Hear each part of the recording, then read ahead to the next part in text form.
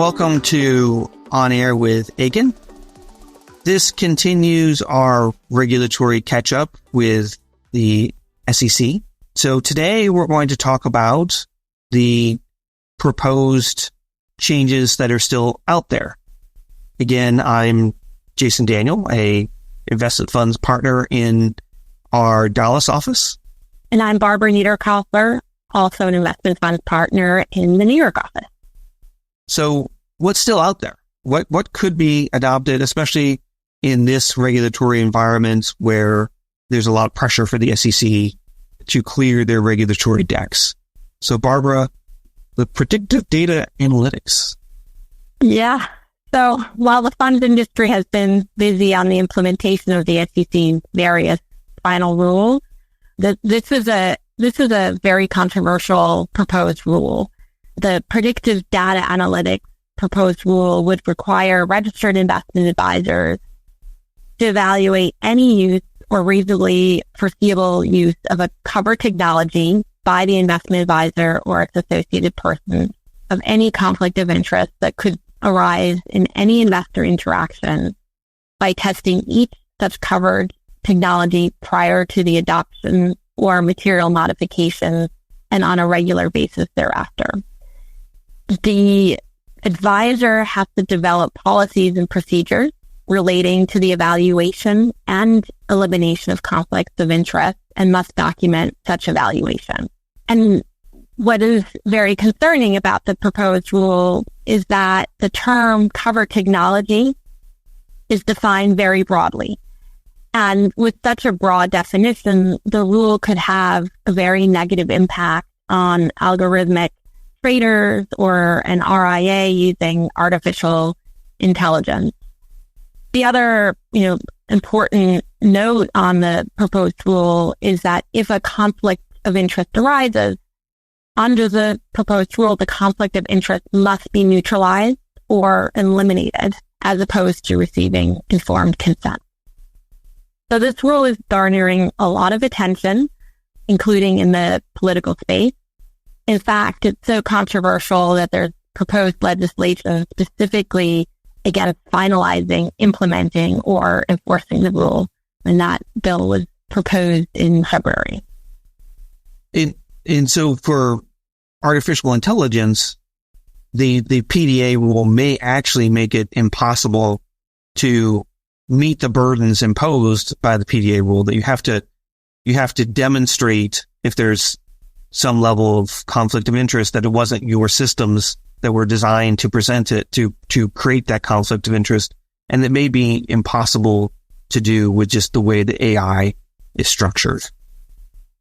Yeah. And so we're watching this very carefully.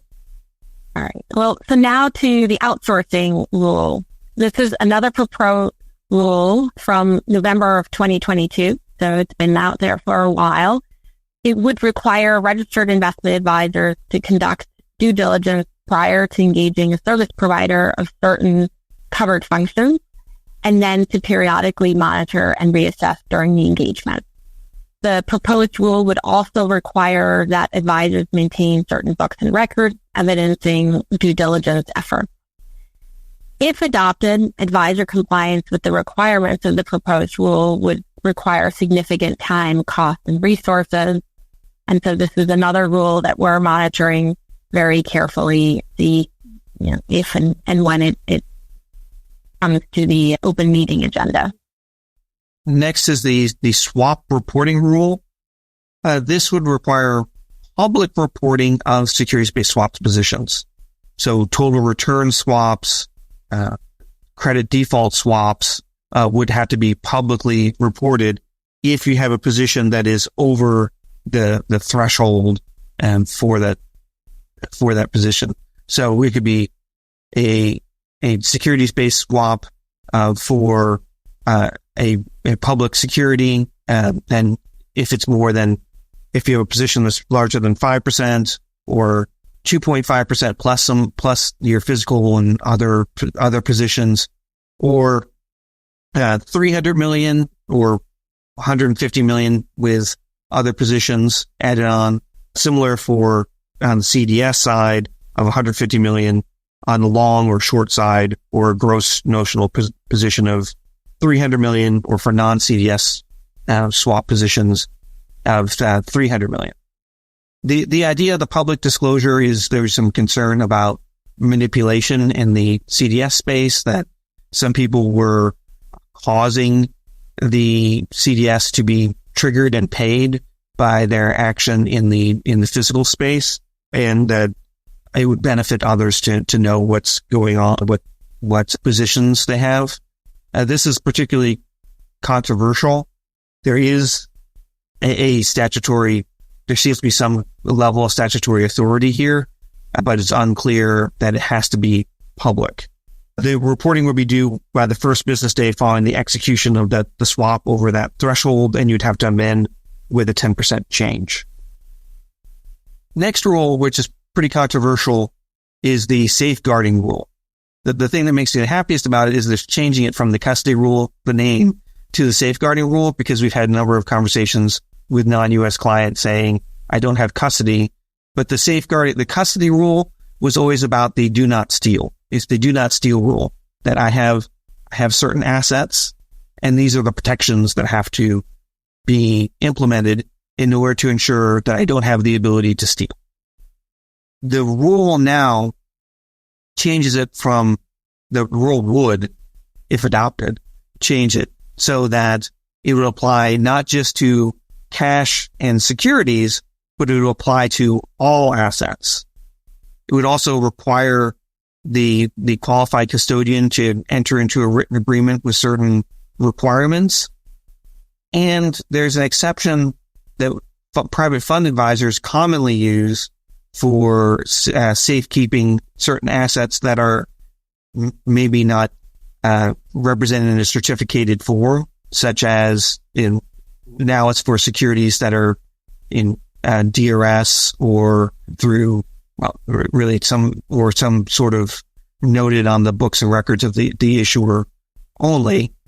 For those assets, now they'll run from securities to all assets, and you'd have to demonstrate that it's impossible, or you almost have to demonstrate that it's impossible for a qualified custodian to hold the assets in order for you to be able to hold it outside the custodian.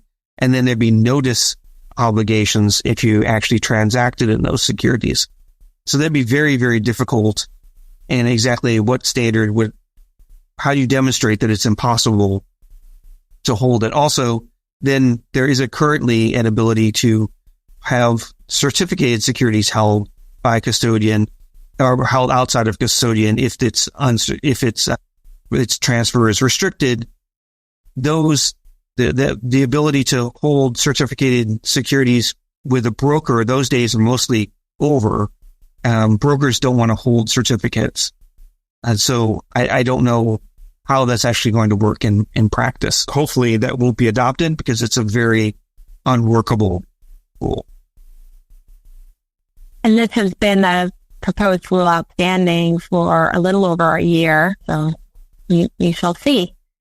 And another rule or proposed rule that's been outstanding for even longer actually is the cybersecurity risk management for investment advisors, registered investment companies, and BDCs.